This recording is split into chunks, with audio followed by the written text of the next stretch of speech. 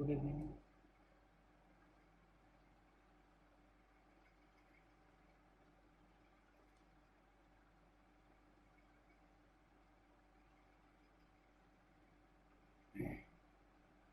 So hi, very good evening. So let's start, right?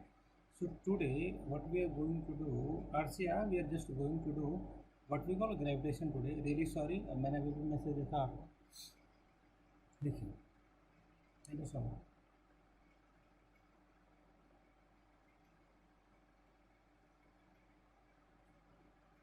Thank you so much, thank you really thank you so much. So let start. Hi Lakshita, कैसे हैं आप? लक्षिता मेरी बहन, बढ़िया भाई।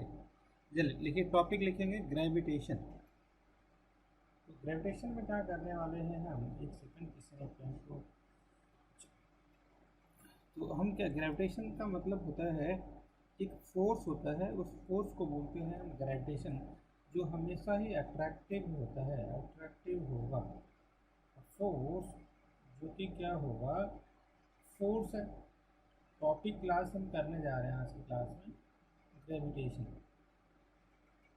Gravitation का मतलब होता है कि अगर दो बॉडी है, ऐसी दो बॉडी है, यहाँ पे मास m है, यहाँ मास स्मॉल m है, दोनों का पोजीशन मान लो कि r है, और तो इनके बीच में फोर्स लगेगा, there will be a force. This force will this force will be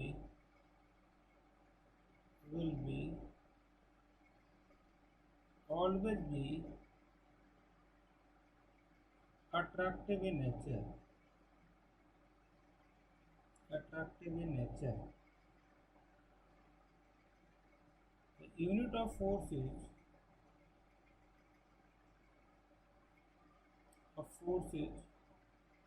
Newton. सुनते रहना। मतलब क्या देखा गया, एक फोर्स, जैसे इसका फॉर्मूला होता है, जब 12th क्लास में पढ़ा भी होगा आपने ना, कि देखो G m1 m2 upon are square, ये वेक्टर का, इसका scalar, how do you write in a vector form? In a vector form हम कैसे लिखेंगे, F will be equal to G m1 m2 upon r square, r vector. फिर कैसे लिखेंगे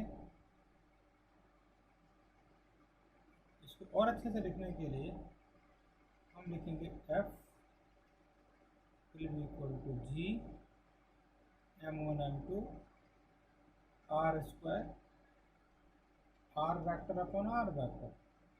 this is called unit vector. Lakshya Arsiya and Swapnil.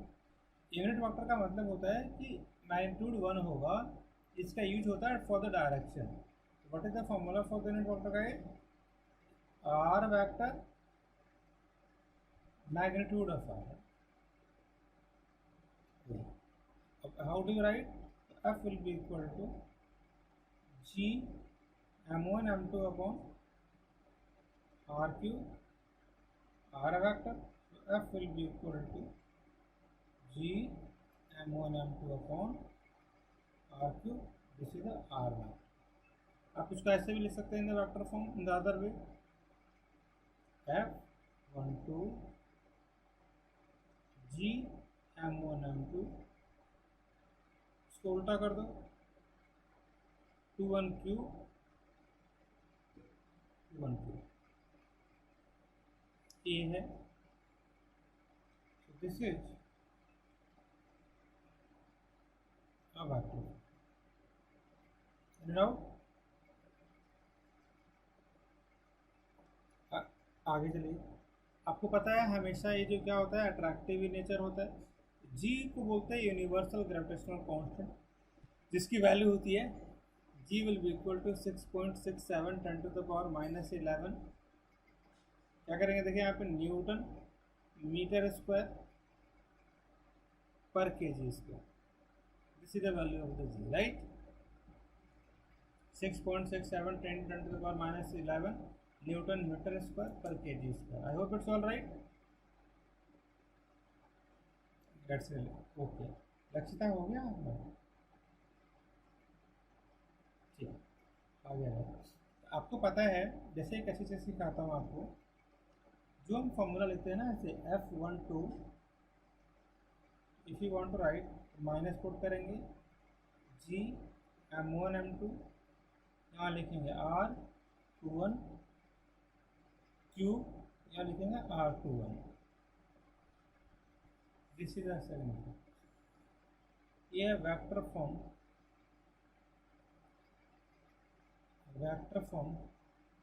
Of the gravitational force, gravitational.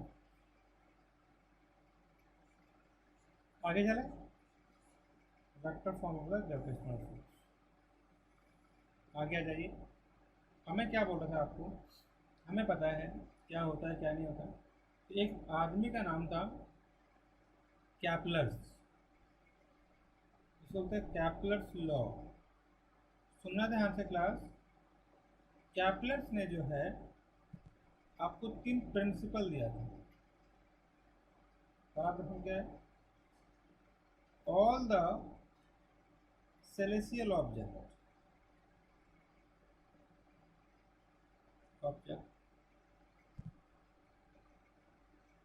Move in a elliptical orbit where sun is at one focus या one focus. दूसरा क्या बोलेंगे, मतलब क्या है, ये इलेप्टिकल पाथ होगा, elliptical like this, sorry for the diagram but it's all right.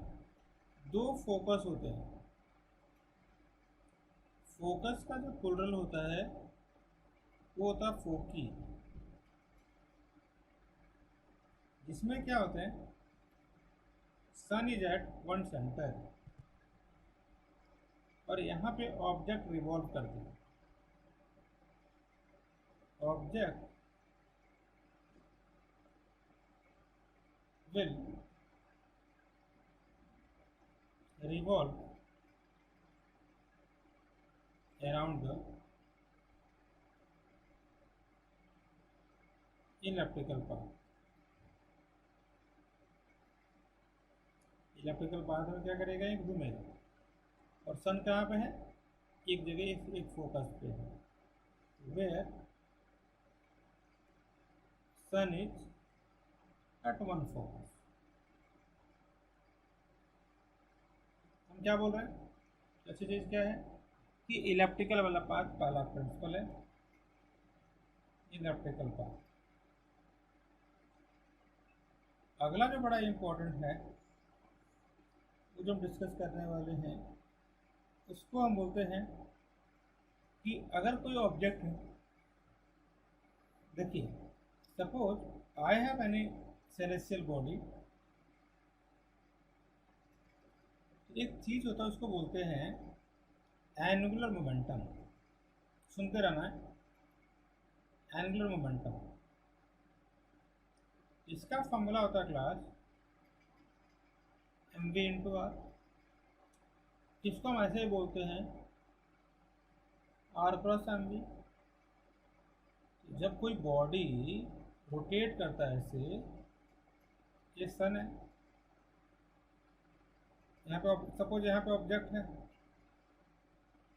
यहाँ पे एक और ऑब्जेक्ट है, ज्वाइन कर दो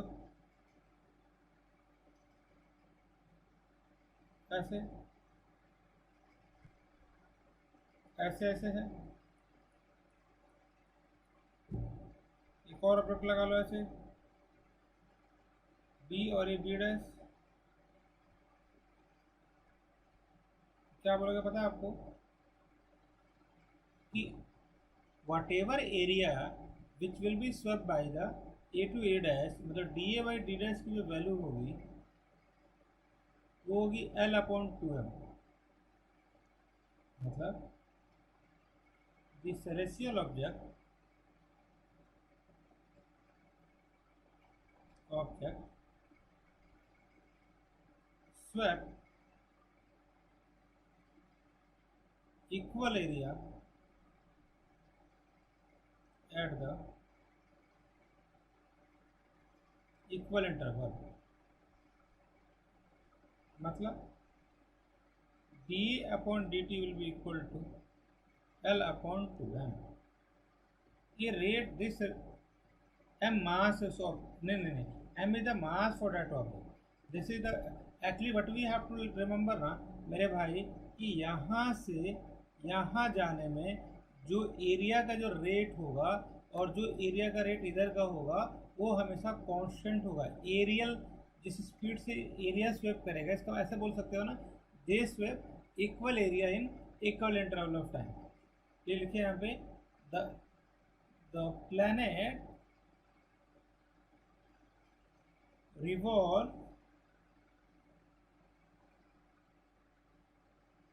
equal areas in equal interval of time. A. The planet revolve या L को बोलते हैं एंगुलर मोमेंटम आर्स या एंगुलर मोमेंटम.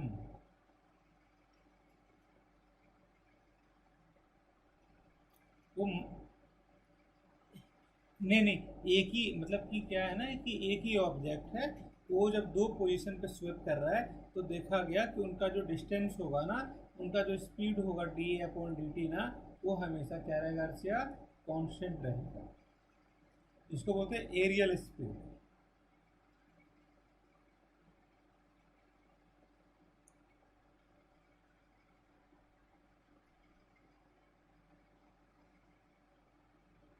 नहीं अच्छा उसमें क्या है ना, एंगल भी तो डिफाइन करते हैं ना, तो आप बिल्कुल कर सकते हैं ना, तो उसमें साइन थीटा वाला टर्म भी आएगा, तो इसलिए आप एल को छेड़िए नहीं, उसको वैसे रहने दीजिए. तो हमें याद क्या कर लेना है. हाँ मैं समझ गया.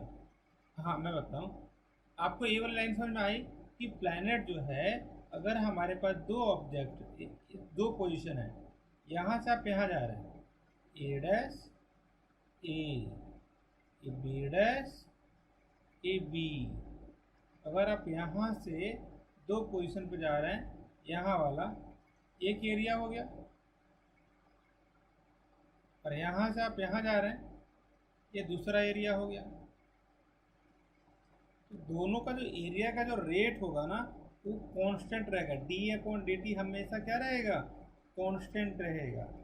कि जितना आपको टाइम यहाँ से यहाँ जाने में लगेगा, सेम एरिया पे यहाँ से यहाँ भी सेम एरिया में जाओगे. इसका मतलब यही है कि the planet swap equal area in equal interval of time. The planet swap equal area in equal interval of time. Got it. इसीलिए ये जो है, जब इसको प्रूफ देखोगे ना, ये हमेशा कांस्टेंट आता है. आप एक बार और देख लीजिए, आप लोग अगर समझ में आएगा तो ये बिल्कुल समझ में आ जाएगा. मैंने क्या बोला कि आप एक ऐसा आपका ऑर्बिट ले लो, ये वाला आपका क्या कर लो, प्लैनेट ले लो. आप क्या करो, एक ऑब्जेक्ट यहाँ लो ए और ए डैश. सपोज ये जो बॉडी है यहाँ से यहाँ स्वैप कर रहा है टी टाइम में, इन टाइम टी ज्वाइन कर दो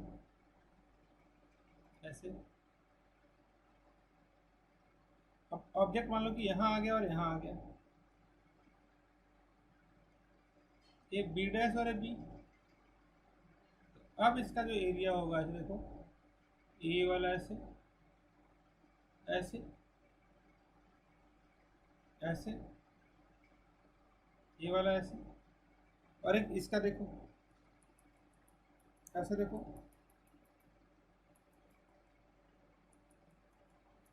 ऐसे देखो. ये क्या हो जाएगा, द प्लैनेट स्वैप. अगर दोनों का एरिया सेम है तो if area will be swept if the area swept by the planet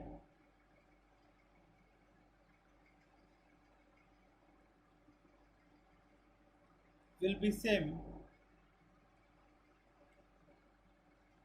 then they take same time to move from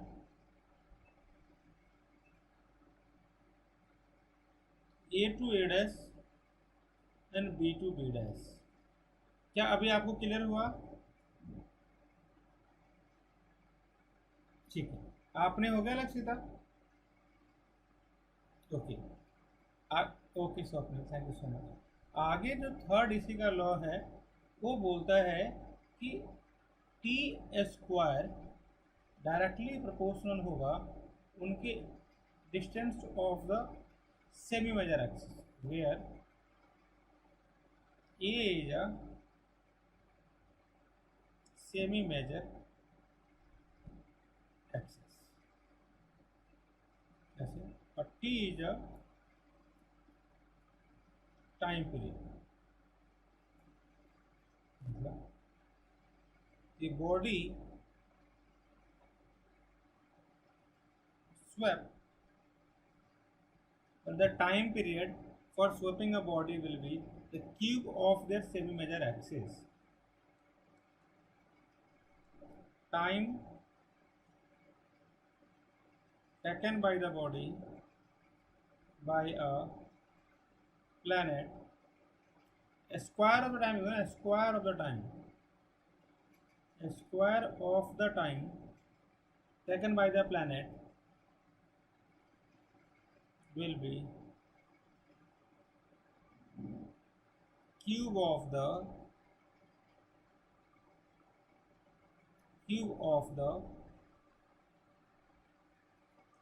semi major axis. दो एक्सिस होते हैं क्लास, अगर ये हमारे पास ऐसे है, this is called semi major axis, semi major axis, इसको बोलते हैं सेमी माइनर एक्सिस। और टी स्क्वायर डायरेक्टली किसके प्रोपोर्शनल होता है? ए क्यूब के। देखो जल्दी से, T square directly proportional to a cube, T square will be equal to a square. कोई डाउट है आपको? ये थ्री लॉ है। हाँ देखो देखो, हाँ मैं बताता हूँ, मैंने क्या बोला ना कि आपके अगर इलेक्ट्रिकल कोई पाथ है ना मेरे भाई, तो इसके दो होते हैं। ये जो एक्सिस है आपको पता दोनों लेंथ इक्वल तो होते नहीं है, तो जो ये जो एक्सिस है इसका डिस्टेंस होता है ए वाला होता है ए, ये होता है बी, ये होता है बी। ये टू को बोलते हैं semi major axis, semi major axis B two. हाँ यस यस, तो इसको सेमी बोलो ना, मेजर एक्सिस इसको बोलते हैं माइनर एक्सिस। और आप इसको आधा कर देंगे तो क्या हो जाएगा, जो इन्होंने बोला बिल्कुल सत्य है, वो क्या हो जाएगा, सेमी मेजर एक्सिस और सेमी क्या, माइनर एक्सिस। आपको आया समझ में? अब यहाँ देखिए, एक होता है एक्सेलरेशन ड्यू टू ग्रेविटी, ठीक है, acceleration due to gravity, acceleration due to gravity. F का फॉर्मूला क्या होता है? एफ का फॉर्मूला बड़ा सिंपल होता है, जी m1m2 अपॉन आर स्क्वायर। और आपको पता है we just have to calculate acceleration due to gravity. Acceleration due to gravity क्या करेंगे पता है आपने? हाँ due, thank you so much. Due to gravity जो होगा, सपोज आपको निकालना है m1 इंटू जी ये आर स्क्वायर, कैंसिल करो, जी जो होगा ये बराबर होगा G M upon are square. So this is G जो है ये acceleration due to gravity, acceleration due to gravity. इसकी वैल्यू क्या होती है G M by R square. Doubt है?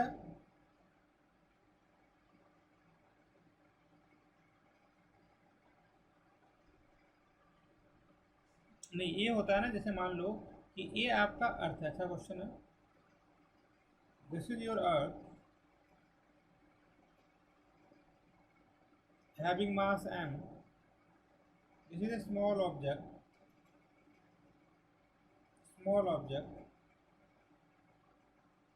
small m, ये बॉडी यहाँ गिरेगा, इस पर कितना ग्रेविटी लगेगा mg, mg जो होगा वो ग्रेविटेशनल फोर्स के बराबर होगा G M M upon are square, एक कट जाएगा, इसको बोलते हैं एक्सेलरेशन ड्यू टू ग्रेविटी। ये आपको याद रख लेना, जी जो है एक्सेलरेशन ड्यू टू ग्रेविटी है, जो फोर्स लगाता है। अगर मैं बोला जाता है ना कि आप किसी भी चीज़ को थ्रो करोगे, आप सपोज आप एक एलिफेंट को थ्रो कर रहे हो, आप एक एंट को थ्रो कर रहे हो, दोनों पे जी सेम लगेगा। आप किसी दो इंसान को थ्रो कर रहे हो, दोनों का टाइमिंग सेम लगेगा, मास के इंडिपेंडेंट। हाँ जी, हाँ भाई बिल्कुल सही है, यही तो रीज़न है, हम बोलते हैं कि दोनों का कंडीशन क्या होगा, दोनों का टाइमिंग सेम लगेगा।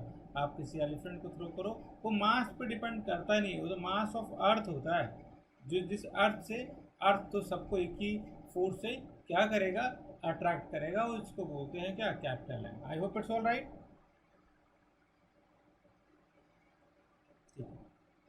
देखो इसको बोलते हैं एक्सेलरेशन ड्यू टू ग्रेविटी, लिखोगे acceleration due to gravity.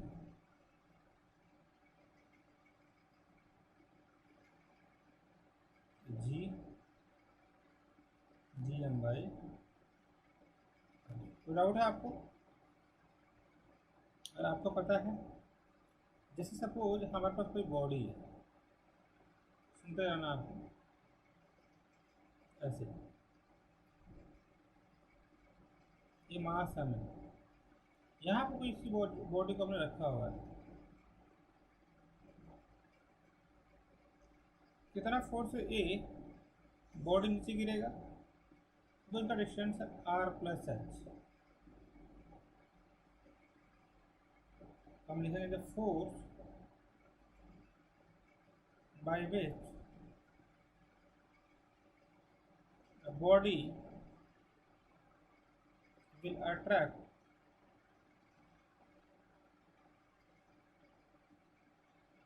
a body, the force by which a body will be attracted will be given by the formula gm by r square into mass of the body।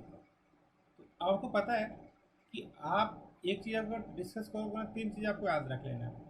Point number 1 कि acceleration due to gravity क्या होता है, topic लिखोगे acceleration due to gravity, और उसका formula आप लिख लोगे अपने लैंग्वेज में, acceleration due to gravity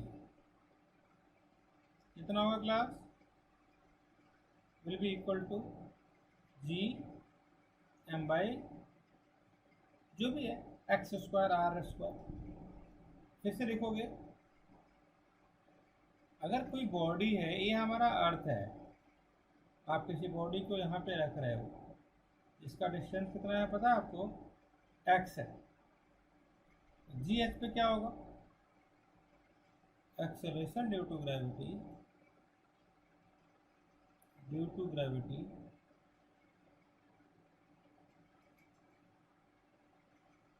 at height h will be g, क्या करोगे बताओ यहाँ पे, x will be equal to, इस केस में होता है g not 1 minus 2h upon r। h क्या है, जिस हाइट से हम बॉडी को ले गए हैं, याद रखिएगा यहाँ से यहाँ तक का टोटल हाइट बोला है क्लास हमने, इस हाइट से आप ले गए हो ना, उसकी हाइट है। मतलब क्या बोला मैंने, ये गलत भी है, ऐसे करोगे ना, देखो ना प्रूफ भी कर देता हूँ मैं। जी आर प्लस एच पे ले जाओगे, जी नॉट कितना आ जाएगा बताओ, यहाँ मैं फ्रेश पेज पे कर देता हूँ, फिर से बोल रहा हूँ कि आप लोग मेरा साथ दीजिएगा, बताइए जी की वैल्यू क्या होती है भाई साहब, value for the G, G surface पे, बिल्कुल सरफेस पे कितना होता है, G M upon are square, जिसकी वैल्यू सॉल्व करने पे 9.8 मीटर पर सेकंड स्क्वायर होती है। दूसरा बड़ा इंपॉर्टेंट चीज़ है कि अगर आप किसी बॉडी को जो ऐसे है, आप यहाँ से x प्लस आर डिस्टेंस पे ले जाते हो, तो यहाँ पे जो वैल्यू होगी जी एच पे, तो होगी G H equal to G M X plus R का होल स्क्वायर। अगर आप इसको सॉल्व करेंगे मेरे बड़े भाई, जी एम क्या हो जाएगा, X plus R to the power minus 2। आप इसको जब सॉल्व करोगे ना, तो आपको वैल्यू आ जाती है G H will be equal to G not bracket में 1 माइनस 2h अपॉन आर। जो हमारे पास जो x है ना यहाँ पे, इसका आप h से कर दो, क्योंकि मेरा ऐसी फॉर्म में मेरे को याद है, आप इसको ऐसे भी लिख लेना। अगर आपको समझ में आ गया होगा तब बोलिए मेरे को आ गया, नहीं तो हम चेंज कर सकते हैं। ये जो हाइट है ना, सरफेस के बाद वाला, ये वाला हाइट लिखा है मैंने, h लिखो या r लिखो, जो बात है, ये टोटल हाइट जो होगा वो h प्लस r होगा। क्या लक्ष्यता क्लियर है आपने, ठीक है, सबको क्लियर है ना, ठीक है। अर्षिता आप बताइए, अर्षिया,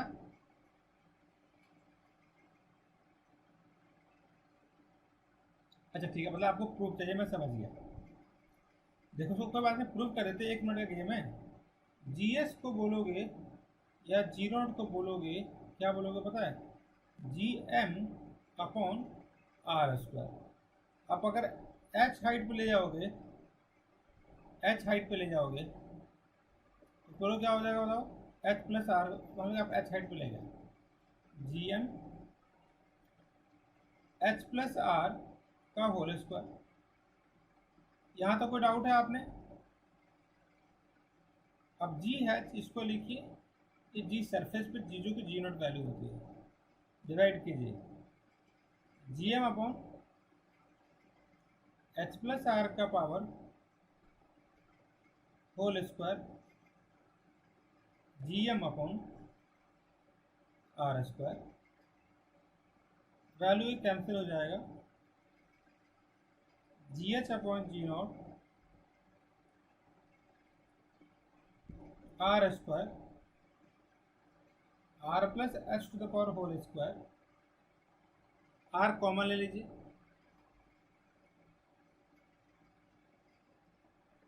one plus H upon R to the power, ये आ गया, ये कैंसिल हो जाएगा, ये जी एच, ये जी नॉट, नीचे एस स्क्वायर लिखा ना, क्योंकि जब यहाँ से निकलेगा तो आर बाहर निकलेगा तो ऊपर आर स्क्वायर हो जाएगा। अब यहाँ पे कितना हो जाएगा, स्क्वायर होगा, सही बोल रहे हैं। जब यहाँ तो कोई डाउट है आपने, अब इसके बाद जो वैल्यू जाएगी ना ऐसे, ये जो वैल्यू है G H upon G naught, ये हो जाएगा 1 plus H upon R to the power minus 2। Solve करेंगे, ये हो जाएगा G naught 1 plus H upon R power -2, जो वैल्यू जो कटेगा ये हो जाएगा G0 1 minus 2h upon r. So GH will be, so acceleration due to gravity, acceleration due to gravity will be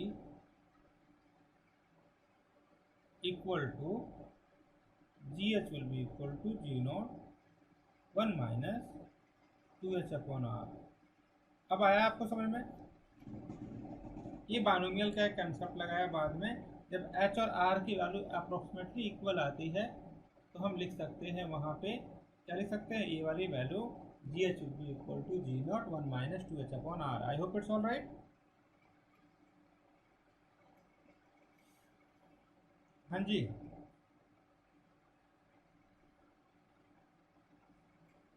या हर्षिया बताइए, या कैन यू हियर मी?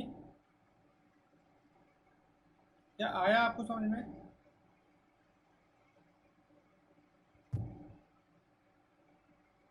नहीं, थोड़ा थोड़ा तो नहीं होता है, या तो पूरा पूरा समझ में आएगा तो बिल्कुल नहीं आएगा.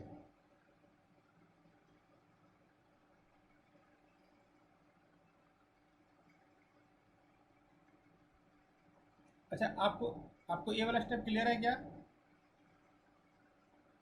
ये वाला क्लियर है? इसके बाद वाला में दिक्कत हुआ होगा. हाँ, तो इसको बोलते हैं बाइनोमियल. तो मेरे को पता है ना कहाँ दिक्कत हो सकती है. इसको ये बाइनोमियल का थ्योरम है, मैथ का पार्ट है. बोला जाता है कि जब एच और आर की वैल्यू वेरी वेरी लेस हो तो हम पावर को मल्टीप्लाई कर देते हैं. अब क्लियर है? ये आपको याद कर लेना है. सबको डाउट होता है तो आप बोलेंगे ना तो अच्छा लगेगा मुझे. अगला डाउट लिखिए. नो डाउट टॉपिक है. आपको पता है कि जब हम इसको, ये हमारे पास क्या है, अर्थ है.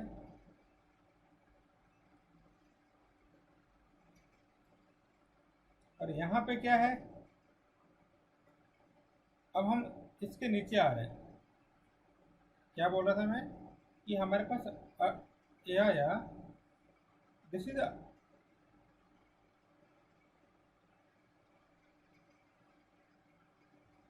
हाँ जी, हाँ हाँ हाँ हाँ जी, हाँ जी,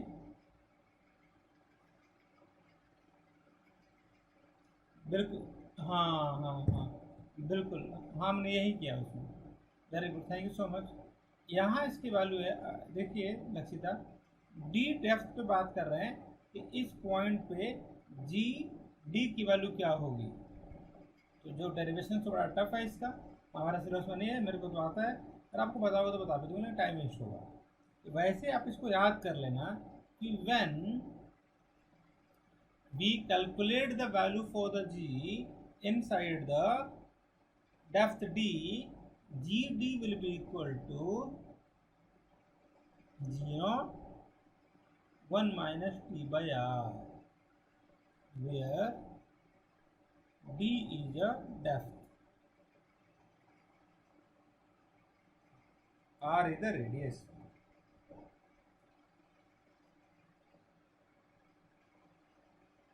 gd आपको पता है, डाउट है? ये बात, आगे चले, आगे लिखिए. जी एच पता है, जी डी पता है. एक टॉपिक है, आपको टॉपिक क्या है आपको पता है. अगर आपका स्फीयर है,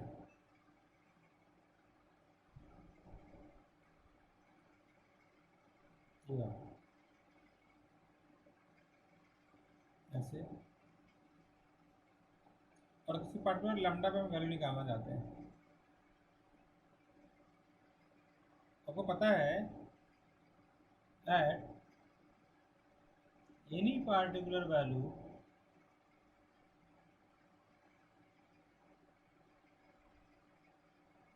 of lambda, जी लैम्डा जो होगा वो होगा G0 minus omega square R cos square lambda. इसको सॉल्व कर लीजिए जल्दी से. So acceleration due to gravity जो होगा due to gravity at an angle lambda is given by formula g lambda will be equal to g naught minus omega square r cos square lambda. lambda क्या है पता है? Angle, it is angle. ये मतलब आपको पता है, अगर ये हमारा अर्थ है ना ऐसे, तो आप किसी पार्टिकुलर एंगल पे जो वैल्यू निकालोगे ना, इसको बोलते हैं इक्वेटर, इसको बोलते हैं पोल. तो पोल पे cos 90 हो जाएगा, cos 90 की वैल्यू हो जाएगी 0. तो cos 90 मैक्सिमम वैल्यू जो होती है जी नोट होगा पोल पे, सॉरी 0 सही है. और यहाँ पे कितना आ जाएगा पता है आपको? मिनिमम वैल्यू मिलेगी. कहाँ पे मिनिमम वैल्यू मिलेगी? जी नोट माइनस ओमेगा एस. ये आपको याद कर लेना है कि वेरिएशन होता है जी में जैसे जैसे आप किसी हाइट पे जाते हैं, किसी डेप्थ पे जाते हैं. आगे चलें. हाँ, बड़ा सा सवाल आपका. ये जो फॉर्मूला है, ये तो पूरा पूरा हम सरफेस पे, अर्थ के सरफेस पे ही किसी बॉडी को रोटेट कर रहे हैं. कभी ऐसे है, कभी ऐसे है, कभी ऐसे है, कभी ऐसे है. हम रोटेट कर रहे हैं. We are rotating the object at an angle. उसकी वैल्यू हुई थी G lambda will be equal to G naught minus omega square R cos square lambda. Lakshya का कुछ समझ में आ रहा है आपने? Okay, just do one thing, तीनों के तीनों आदमी राइट द फॉर्मूला जो जो अभी तक हमने लिखा हुआ है. फिर 2 मिनट्स के बाद हम आगे चलते हैं ताकि आपको याद हो जाएगा. Go ahead, right all the formula.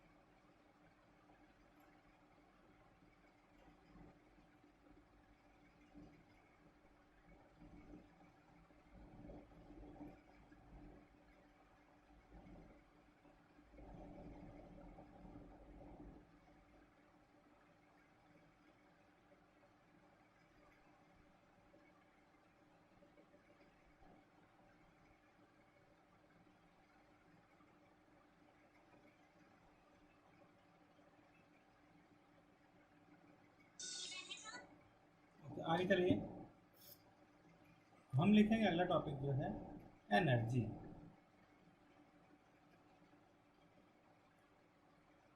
Energy पहला टॉपिक है एनर्जी में gravitational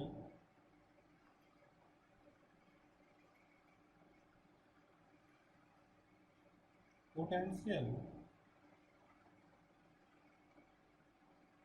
energy. Gravitational potential energy.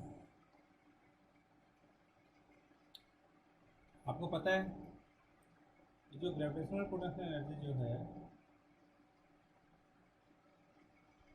Gravitational potential energy जो है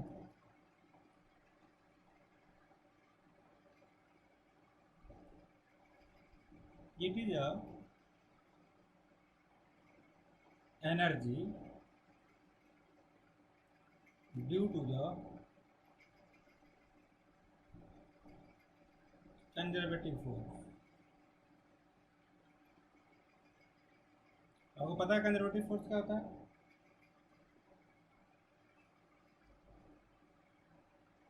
कंजर्वेटिव क्या होगा,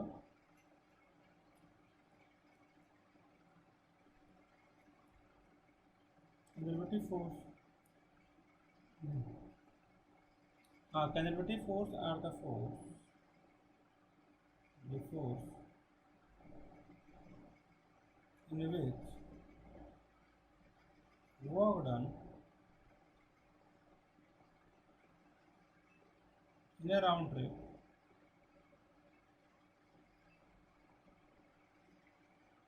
will be zero। क्या होगा, वर्क डन क्या होगा राउंड ट्रिप में, जीरो। आप यहाँ से ए से जाओगे बी, हाइट हो जाएगा उसका एच, तो energy from A to B हो जाएगा माइनस एम जी एच। और बॉडी अगर जाएगा यहाँ से यहाँ आएगा B to A M G H, so total energy equal to minus M G H plus M G H equal to zero. So total work done will be going to zero, clear right.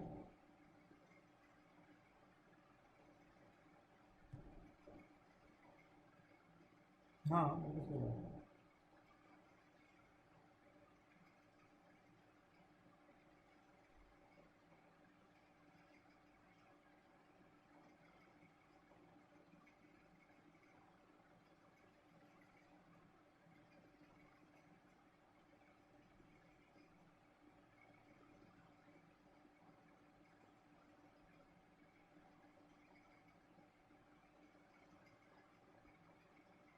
चल आगे,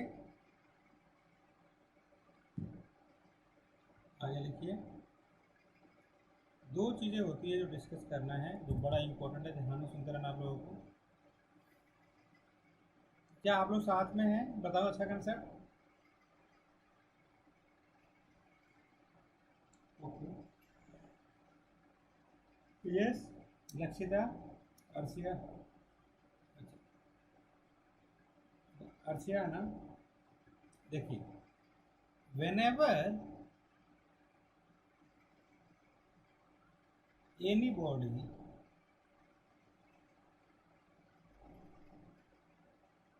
move in a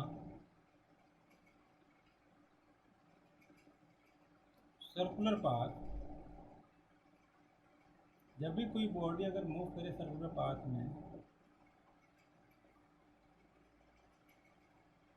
then there must be a force acting on it। इस force का नाम है F, जो होता है G M M upon are square, और ए फोर्स कोई ना कोई नेसेसरी सेंट्रीफ्यूगल फोर्स प्रोवाइड करता है, उसकी वजह होती है M V square by R. So force will be equal to G M M R square upon M V square by are.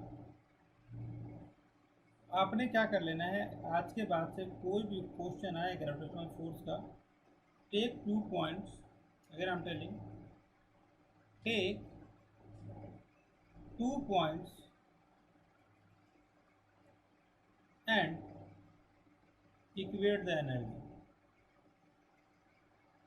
क्या बात है आया भाई साहब को, 2 पॉइंट लीजिए और एनर्जी इक्वेट कीजिए। कैसे, काइनेटिक एनर्जी कैसे लिखोगे, half M V square potential energy M G into H. आपको पता है ये पोटेंशियल एनर्जी का फॉर्मूला है। जब भी सपोज एक स्पीड होता है, उस स्पीड को हम बोलते हैं एस्केप वेलोसिटी। क्या मतलब है, सुनिए ध्यान से। पहले तो इसके बाद एक और चीज़ देख लो, what is the meaning of potential energy. ऐसा लिखो, gravitational potential energy R R R R, वो यार इसलिए बता रहा हूँ, ये वाला कंसेप्ट जरूरी है। ग्रेविटेशनल पोटेंशियल अब अभी क्लास 12th में है ना? Okay good. Gravitational potential energy देखो क्लास, पहले तो ग्रेविटेशनल पोटेंशियल होता क्या है? ग्रेविटेशनल पोटेंशियल वी बोलेंगे, इसको बोलते हैं वर्क। वर्क का फॉर्मूला बताओ। ये वाला, हाँ 930। मैं ये बोल रहा था कि V will be equal to work upon M, ये फॉर्मूला होता है। मतलब वर्क क्या होता है? Work done in bringing a charge from infinity to the given point। इसको बोलते हैं v बराबर वर्क बाय एम। वर्क का कितना फॉर्मूला हो गया? Work will be equal to v into M. ये फॉर्मूला आपने याद कर लेना, याद हो गया?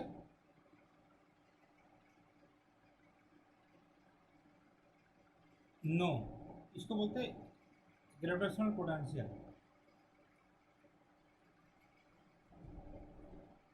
अब सुनो, इसका फॉर्मूला होता है minus G M by R, जो भी पोजीशन हो।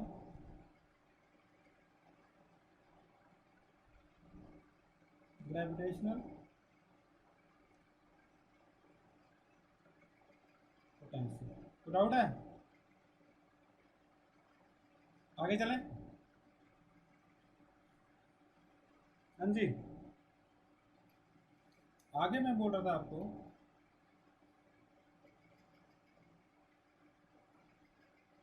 वर्क का फॉर्मूला होता है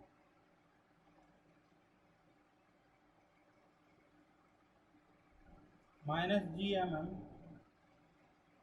by R. This is gravitational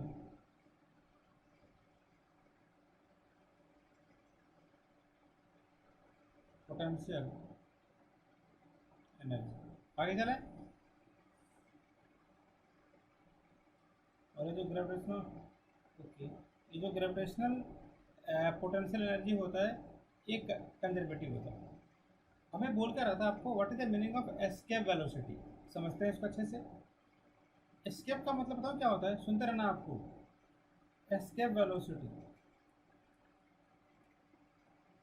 suppose ये सरफेस है, ये लेयर है, सरफेस, यहाँ पे आपने किसी ऑब्जेक्ट को ऊपर थ्रो किया v स्पीड से, तो काइनेटिक एनर्जी कितनी हो जाएगी इसकी?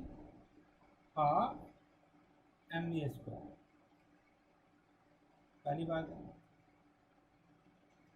इसके पास पोटेंशियल कितना होगा? ग्रेविटेशनल पोटेंशियल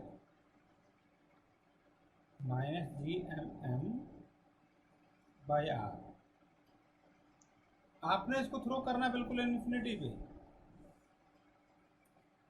अब इन्फिनिटी पे कोई एनर्जी होगा नहीं, काइनेटिक भी जीरो हो जाएगा और पोटेंशियल तो जीरो होगा ही होगा। तो take 2 points, 2 points, equate energy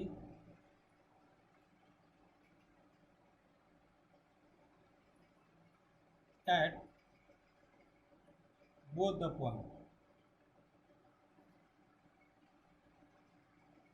दोनों पॉइंट पे एनर्जी क्या कीजिए आप? इक्वेट कीजिए। यहाँ पे एनर्जी कितना इक्वेट करोगे बताओ? Half M V square. यहाँ पे कितना करोगे? G M M by R. और इन्फिनिटी में कितना करोगे? Zero plus zero. Half M V square बराबर G M M by R. Cancel कीजिए, वैल्यू कितनी रहेगी मेरे भाई? V square will be equal to 2gm by R. V will be equal to under root 2gm by R. Got it? Yes, this is the scale velocity, और ये आपको याद करना है।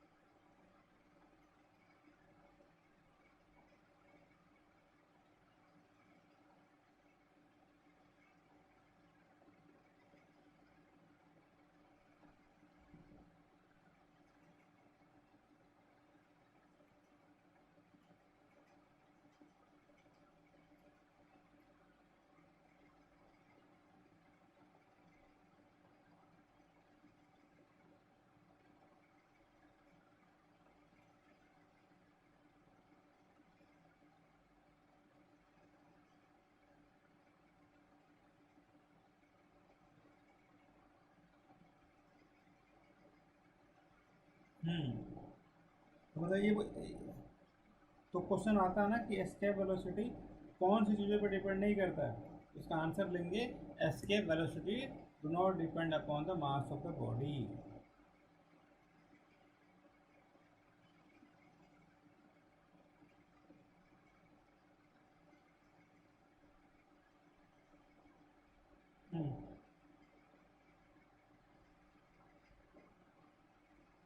सही बात है।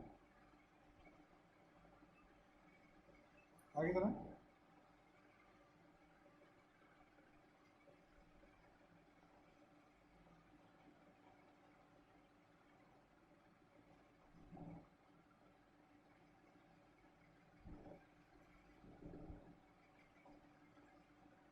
आगे लें।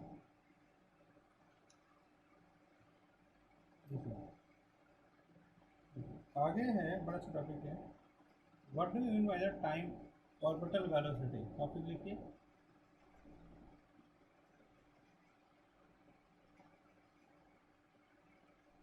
ऑर्बिटल वेलोसिटी, जैसे कोई बॉडी है, इसको रोटेट कर रहा है, इसका मास m है, इसका मास m है, तो आपको पता है कोई बॉडी अगर रोटेट कर रहा है, let's draw the net diagram, कोई बॉडी है ऐसे और आप रोटेट कर रहा है ऐसे,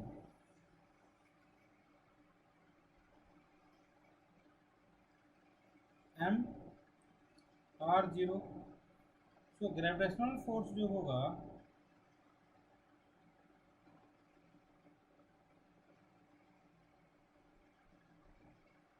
force must be equal to centripetal force. कौन सा force? G M M upon are square बराबर हो जाएगा M V square by R, cancel कीजिए, यहाँ से लगेगा G M M upon R M V square,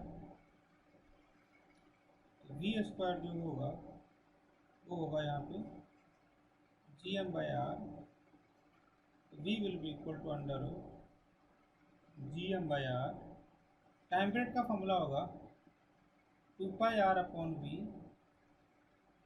2πr upon V की वैल्यू हो जाएगी under G M by R, 2π into R under root R upon G M, ये time period है। Frequency का फॉर्मूला कितना हो जाएगा? Reciprocal of 1 upon time period. Please solve कीजिए क्लास।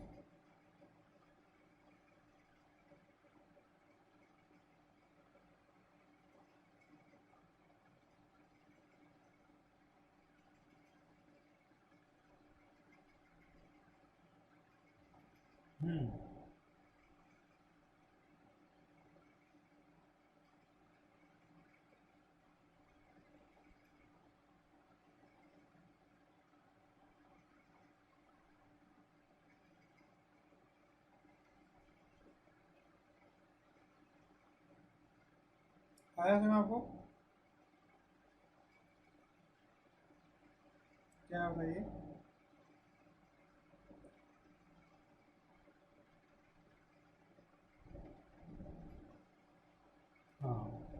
एग्जाम्पल रजिस्टर है प्रोवाइड ऑल द फॉर्मूला, इतना आपको बिल्कुल करके रखना है। फिर अगली क्लास में क्वेश्चन वगैरह करेंगे हम, इसके डाउट्स वगैरह लेंगे।